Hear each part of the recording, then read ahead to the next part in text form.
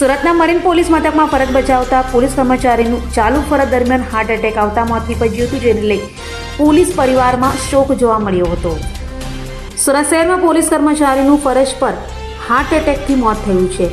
Marine police મથકમાં 38 વર્ષીય Sukhdev Somabhai Vasava PSO તરીકે ફરજ બજાવતા હતા, જેઓ અચાનક જ બેભાન થઈ ઢળી પડ્યા હતા, જેથી સાથી પોલીસ કર્મચારીઓ દોડી આવ્યા હતા અને તેમને તાત્કાલિક નવી સિવિલ હોસ્પિટલ ખાતે સારવાર માટે ખસેડ્યા હતા. જો કે સિવિલ હોસ્પિટલમાં સારવાર મળે તે પહેલા જ પોલીસ કર્મચારીનું મોત નીપજ્યું હતું. પોલીસ કર્મચારીનું અચાનક બેભાન થયા બાદ મોત નીપજતા પરિવાર સહિત પોલીસ કર્મચારીઓ શોકમગ્ન થયા હતા. પોલીસ કર્મચારીના મૃતદેહને પીએમ અર્થે સિવિલ હોસ્પિટલે ખસેડાયો હતો, તો પીએમ રિપોર્ટ આવ્યા બાદ જ મોતનું સાચું કારણ બહાર આવશે.